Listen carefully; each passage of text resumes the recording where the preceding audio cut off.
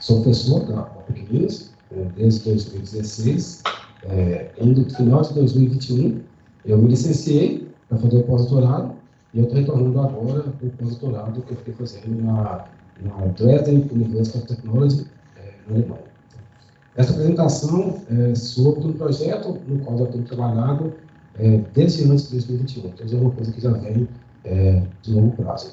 É um prazer para mim estar de volta nesse espaço, no Instituto de Ciências Exatas e Informática. Eu participei de uma conversa anteriormente, em outubro de 2020, falando de ciência cidadã. Naquela época, a professora Maria Augusta foi a mediadora, e é muito prazer enorme para mim estar aqui agora no curso de Sistemas de Informação, com os alunos do primeiro e do segundo período, e com a mediação da professora Marinês.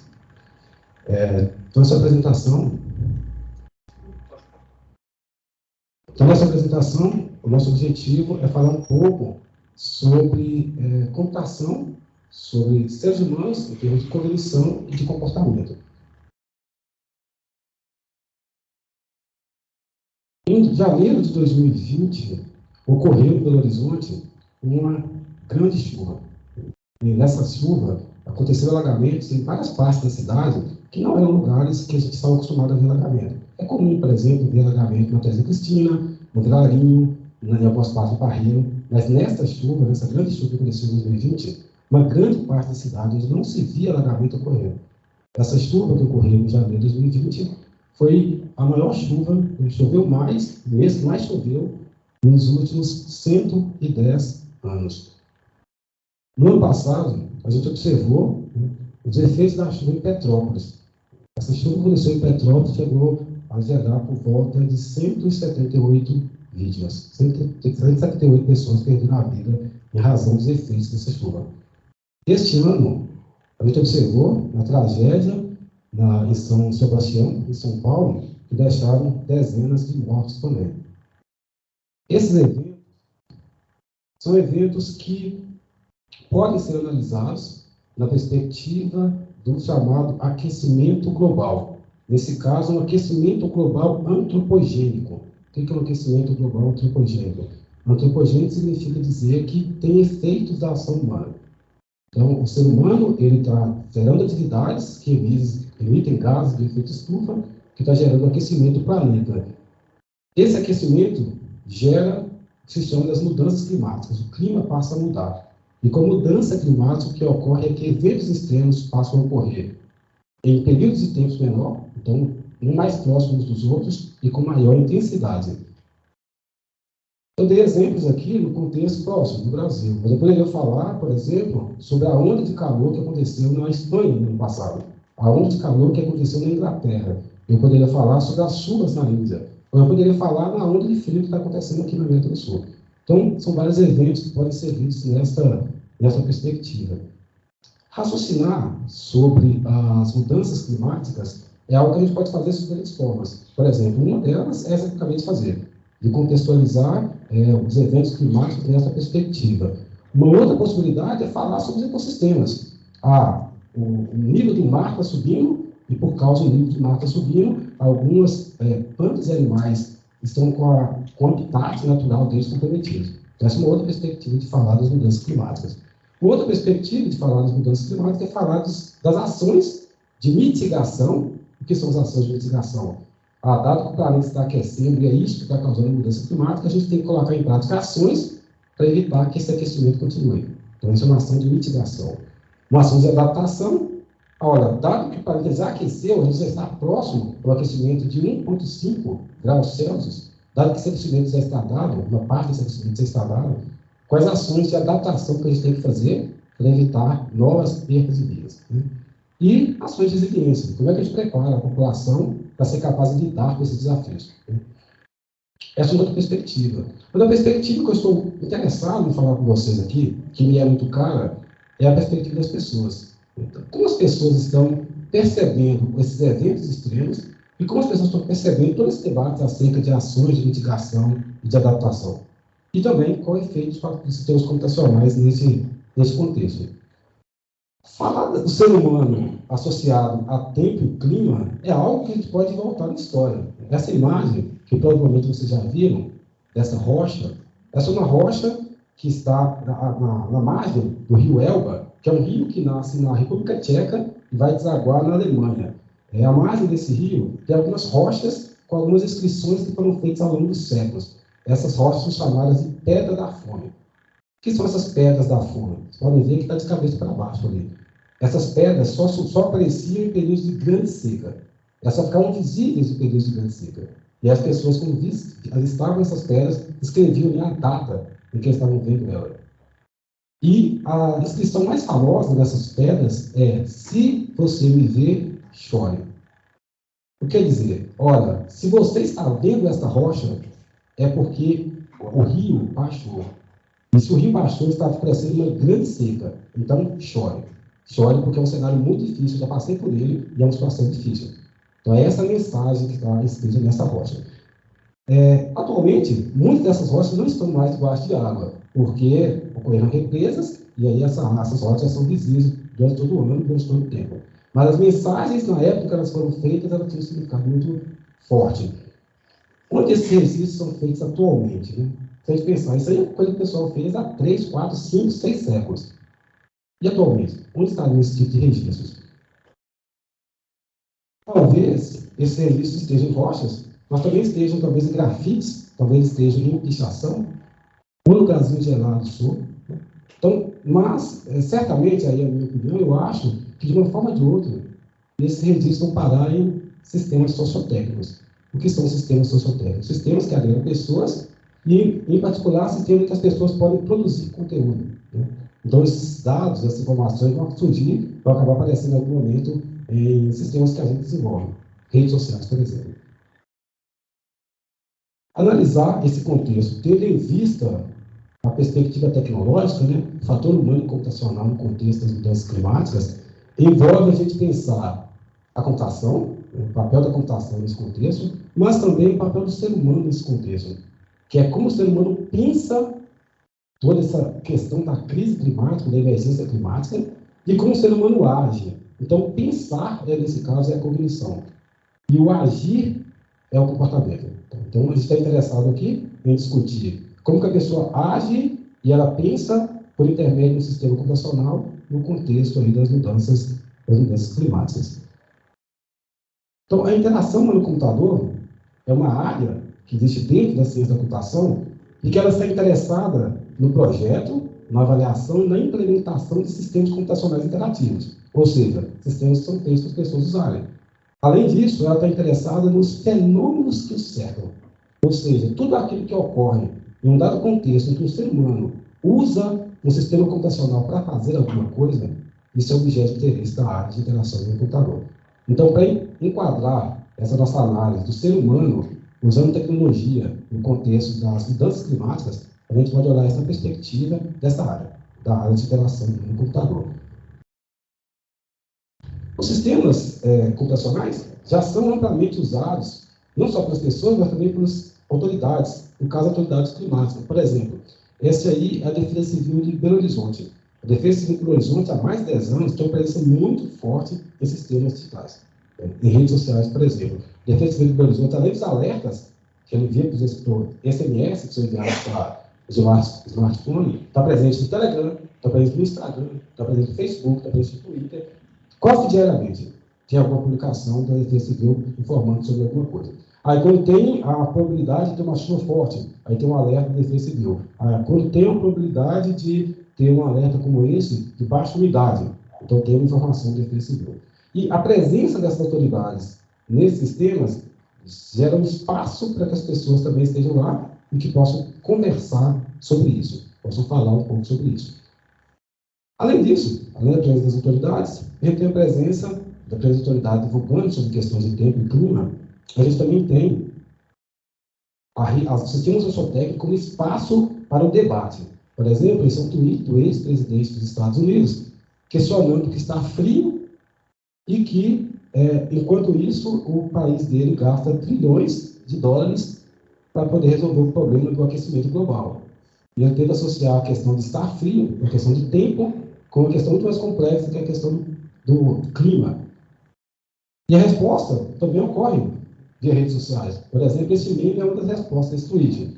Está escuro, logo o Sol não existe. Está escuro, logo o Sol não existe. É o equivalente para dizer que se está frio, logo o aquecimento global não existe. Então, não posso concluir que se está escuro, o Sol não existe. Da mesma forma que eu não posso concluir que porque está frio, o aquecimento global não existe. Então, as redes sociais, essas aplicações de redes sociais, esses temas sociotécnicos, eles se tornam espaço para esse tipo de debate. Pensar isso na perspectiva da cognição envolve trazer teorias que tratam disso. Uma teoria que é especialmente interessante, muito interessante, é a teoria da racionalidade limitada. Essa teoria ela foi desenvolvida na segunda metade do século passado. Um pesquisador bastante proeminente nessa área é Herbert Simon. Ele ganhou o prêmio Turing em 1975 e ganhou o prêmio Nobel em 1978 por esse trabalho que ele fez. Ele explica essa teoria para a gente de forma muito interessante, de forma muito simples para a gente que é da computação. Porque ele diz o seguinte: eu posso fazer uma analogia entre um computador e um ser humano, para poder raciocinar sobre isso, sobre essa teoria. Um computador tem limitação de memória, tem um laço de memória, ele tem limitação de processamento. Se eu tiver que fazer uma computação muito pesada nesse computador, eu posso barrar nos limites de memória e processamento. Nesse caso, o computador vai continuar fazendo a mesma computação, mas vai demorar muito tempo, séculos, ou pode ser que eu não consiga fazer a computação, porque não tem memória suficiente ou não tem capacidade de processamento suficiente. O ser humano, ele também tem limites. A gente também tem uma memória, teoricamente, uma memória de curto prazo, uma memória de longo prazo, a gente faz processamento. E quando a gente tem muita informação, ou tem tão pouca informação, a gente também esbarra nos limites. Então, isso é tudo inconsciente. Tá? A gente chega a situações que você precisa tomar uma decisão. Essa decisão está analisando todas as possibilidades para fazer essa escolha? Não. Está levando em conta algumas das coisas que você tem acesso e que você usa para fazer aquela escolha. Isso leva você, de acordo com essa teoria, a tomar uma decisão que pode ser irracional. Irracional por quê? Porque ela não é perfeita. Você não teve todos os recursos para fazer a escolha. Você teve em conta uma capacidade pequena de memória, você não lembra de tudo, e de processamento. Você não é capaz de analisar todas as possibilidades possíveis. E o mais interessante nessa teoria, que é relevante para a gente, é por que a nossa racionalidade é limitada e a gente acaba tomando decisões que são irracionais. As decisões são associadas àquilo que a gente chama de um viés cognitivo. O que é um viés cognitivo? Inconscientemente, você aplica uma heurística, um caminho alternativo para uma solução, mas essa heurística, ela tem um problema conhecido. São várias heurísticas, mas para a gente aqui, interessa muito a heurística chamada, que é o viés, né? O viés causado por heurística, que é o viés da normalização. O que é o viés da normalização? E o ser humano acaba incorrendo nele. É como se eu dissesse assim, olha, tem esse espaço desse trem, mas eu não estou aqui há 10 minutos, não passou nenhum trem. Passou uma hora, nenhum trem. Passou 2 dias, nenhum trem. Eu posso deitar aqui e ficar tranquilo que não vai passar trem nenhum. Talvez o trem passou uma vez por semana e em algum momento ele vai passar. Mas eu não tenho todo o histórico desse trem para saber quando é que ele passa. Então, isso eu normalizei. Eu normalizei o fato de que não está passando trem. Eu fiquei aqui um tempo e não passou, então não vai passar trem. E o ser humano acontece. Isso com o ser humano também. Um caso que acontece muito de normalização é, se eu mandar para vocês uma mensagem nessa madrugada dizendo vai chover muito forte hoje, e acaba que não chove. Se na semana que vem eu mandar uma outra mensagem para você falando vai chover muito forte hoje, e aí você fala assim, será que vai chover mesmo? E se na terceira, e não chove, e se na terceira semana eu mandar a mensagem outra vez, você vai dar pouquinho ou nenhuma importância para essa mensagem. Por quê? Porque ocorreu aí um falso positivo. O que é um falso positivo? É quando você diz que uma coisa vai acontecer, ela não acontece, nesse caso. E esse falso positivo leva você a ignorar isso. Você normalizou o fato de que essa mensagem ela não é importante. Outra coisa que acontece é subestimação. O que é isso? Disseram que vai chover. Choveu, mas foi pouco. Você nem achou que a chuva foi tão grande assim? Né? Aí, normalmente, quando tiver um alerta climático, você vai falar, essa chuva que eles falam que vai ter, nenhuma chuva tão forte. Né? Isso é uma subestimação. Note que o viés da normalização é diferente da adaptação no contexto do clima. A adaptação é quando você adapta, você constrói mecanismos para ser capaz de reagir às situações climáticas mais difíceis. É quando você se adapta, você muda, você constrói pontes mais fortes, você alarga os rios. Isso é uma ação de adaptação. A normalização é quando você simplesmente acha que tudo bem, não tem problema, não vai acontecer nada. Tá? Olha só essa notícia. Tarcísio diz que alertas por SMS antes da tragédia em São Paulo não tiveram efetividade. Por que os alertas, a respeito da tragédia que aconteceu este ano, né? Por que os alertas não tiveram efetividade? Aí tem várias explicações para isso, mas em parte dessa explicação, uma razão teórica, pode ser o fato de que as pessoas não deram a esse alerta tanta importância. Até porque foram muitos tempos, no início, uma grande discussão se esses alertas foram emitidos ou não. Depois, notou-se que sim, foram emitidos algumas mensagens SMS, mas a importância que foi dada a essa mensagem para as pessoas não foi a importância que elas esperaram. Pessoas ignoraram boa parte dessas mensagens. Então, ela perdeu a efetividade. Isso é simplesmente um comportamento humano. Uma máquina, se você manda uma mensagem para ela recebe a mensagem e processa. Agora, o ser humano, como que ela vai receber? Aí depende do comportamento humano, da cognição humana. Esse é um outro caso, bastante delicado. Essa notícia diz que 6 meses depois da tragédia de Petrópolis, as famílias ainda viviam na área de risco. Tem vários fatores que afetam isso. Um dos fatores muito importantes, por exemplo, é o fato que as pessoas, muitas vezes, não querem ir para o abrigo e elas não têm para onde ir. E elas fazem escolha de ficar naquele lugar. É uma escolha, decisão, que elas vão usar a racionalidade delas para tomar. Mas, nesse contexto, há também o fator de que, olha, não aconteceu comigo nada nessa tragédia, então eu espero que talvez na próxima, que, se acontecer, não vai acontecer nada comigo. Então tem um pequeno elemento também de normalização. E, surpreendentemente, por que eu estou falando disso? É porque cada vez mais estudos mostram que nós estamos normalizando demais as mudanças climáticas. As coisas estão tratando como normal coisas que não deveríamos tratar como normais. A gente está simplesmente não adaptando e simplesmente achando que vamos levando. Além da racionalidade, tem um fator muito importante para a gente, que é a distância psicológica. Né? Se eu falar para vocês assim, olha, gente, está acontecendo ondas de calor na Espanha. Aconteceu no ano passado, eu estava lá, muito fortes. Se eu falar assim, você vai falar para mim, Alessandro, Espanha é tão distante, está na Europa, a gente está aqui no Brasil, é muito diferente. Isso é o quê? Isso é uma distância psicológica espacial. Você não está preocupado porque você acha que isso é muito distante. Aí eu falo assim, olha, mas as geleiras estão derretendo. Eu falo, as geleiras aqui nem geleiras têm. É uma distância psicológica, né? A distância social, aí eu falo, gente, está acontecendo inundações, está morrendo muita gente na Índia. Aí você fala assim, mas a Índia é um país muito populoso, uma densidade populacional muito grande, é outro aspecto social, diferente da gente. As pessoas tendem a fazer isso também. Hipotético. Aí eu falo, olha, gente, embora essa região que você vive nunca tenha acontecido uma grande inundação, com a mudança do clima, vai passar a ter inundação nesse lugar. Aí que você fala, gente, eu vivo aqui há tantos anos, nunca aconteceu nada. Isso é só uma hipótese. Isso pode ser que aconteça, pode ser que não aconteça. Então é uma distância psicológica também de algo hipotético. E outra que é extremamente comum, no debate científico, inclusive. Científico no sentido de como as pessoas percebem aquilo que os cientistas estão dizendo, que é o temporal. É quando a gente diz, por exemplo, que, olha, em 2100, se nada for feito, em 2100, o estado que o clima, em termos de precipitação e chuva, o estado que o clima será esse que você vê aí à direita. O clima vai mudar fortemente. À esquerda está o clima se as ações para conter o aquecimento global forem tomadas. Olha só o quanto o clima vai mudar, o quanto em determinados lugares vai passar a chover muito mais do que chove, e em outros lugares ficarão muito mais secos, muito menos chuva do que tem atualmente. Mas aí a pessoa diz assim, olha só, isso é 2100. Eu tenho que me preocupar com a prova que eu vou fazer amanhã. Eu tenho que me preocupar com o meu trabalho amanhã. Então, 2100 é algo, cronologicamente, para você, tão distante, essa distância psicológica. Então, todos esses fatores levam as pessoas, aos poucos, a não tratarem desse problema. E tudo isso que eu estou dizendo, por exemplo, todos esses fatores psicológicos, a gente observa deles em mensagens de pessoas em redes sociais. A partir da análise e processamento do que as pessoas publicam durante eventos climáticos, depois deles, você percebe todos esses fatores psicológicos e o viés de normalização, por meio das mensagens, do que elas estão dizendo.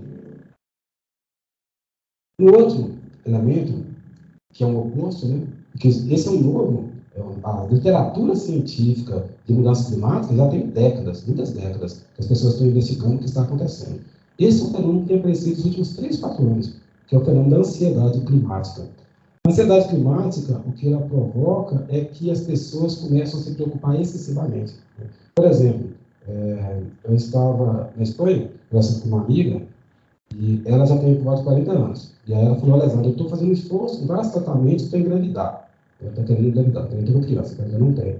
Ela me falou: mas tem hora que eu penso assim, será que eu devo mesmo fazer todo esse esforço? Porque eu vou ter uma criança para colocar nesse mundo que está mudando e ela vai ficar sofrendo com esses desastres.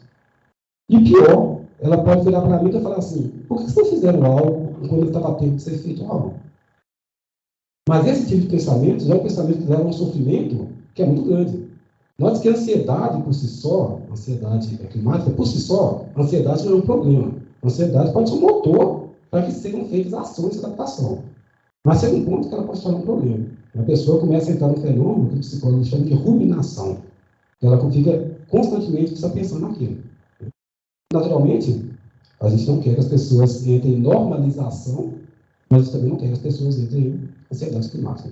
E a ansiedade climática também tem sido detectadas por meio de postagens das pessoas em redes sociais. Então, as mensagens que as pessoas publicam, já é possível identificar esse tipo de comportamento, de que isso está acontecendo. E muito em laboratórios também. É um fenômeno que, na literatura científica, tem crescido bastante. Tudo isso que eu disse é para dizer um pouco do que a gente faz, que é um estudo arqueológico. Eu adoro arqueologia, eu acho fantástico. E a arqueologia trata do passado, mas também trata do presente.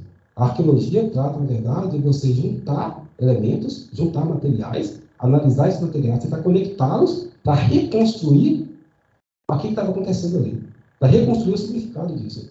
Então, se a gente quiser entender como as pessoas estão lidando com essa grande crise climática, com essa emergência climática, a gente também um trabalho de arqueologia por meio de dados, né? Juntar dados de diferentes fontes e tentar entender o que se passa, o que está acontecendo. E, naturalmente, para trabalhar com tantos dados, eu vou falar um pouco dos desafios disso, a gente precisa de algoritmos sofisticados para isso. A gente precisa ser capaz de gerar hipóteses e teorias a partir daquele dado. E usar machine learning, aprendizado de máquina, para ser capaz de gerar modelos explicativos, ou seja, modelos que digam para a gente: olha, nesse dado está o comportamento, o que provoca esse comportamento é esse padrão aqui. Ele aponta para a gente o padrão, que é o que a gente chama de atribuição.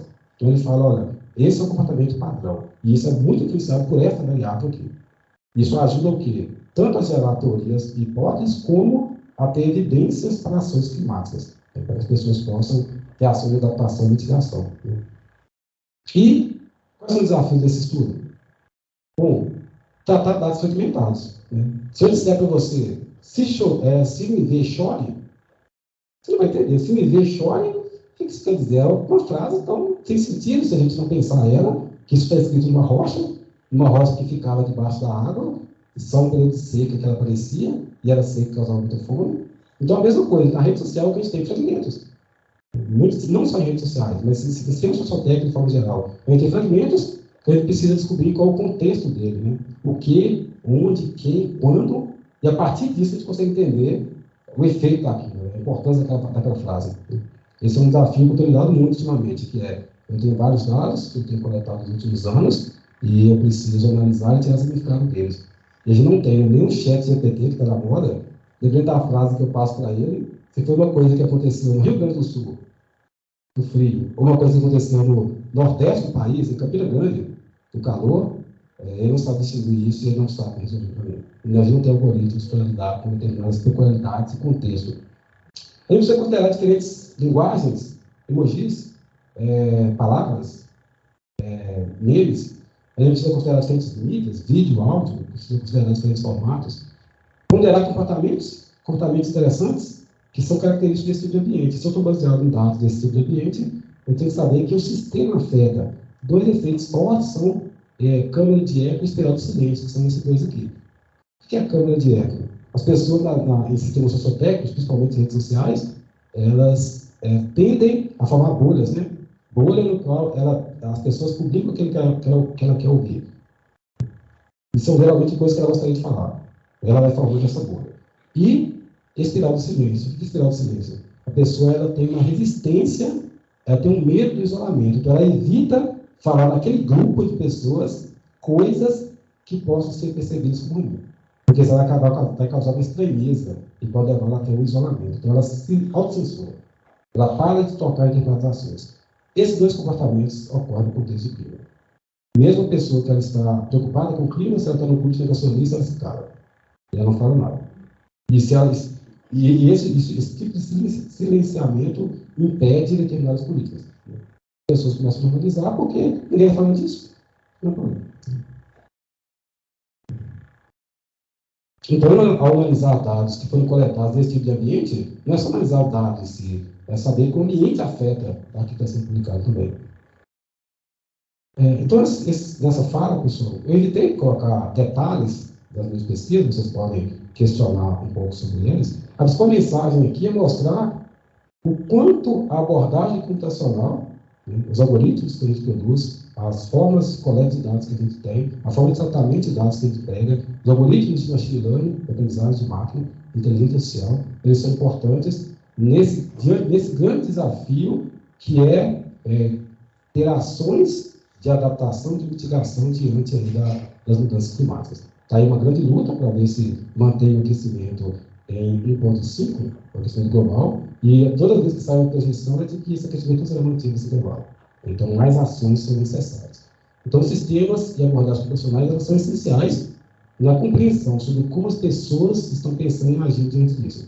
E por que é importante pensar em como as pessoas estão pensando em agir? Porque assim consegue antecipar problemas, consegue antecipar os riscos. Bom, era basicamente isso que eu gostaria de falar com vocês. Gostaria muito de agradecer a atenção dos alunos que estão aqui na comigo de contagem, presencialmente, no primeiro e segundo período do curso de Sistema de Informação, e agradecer também àqueles que nos acompanham por meio do Teams. Muito obrigado.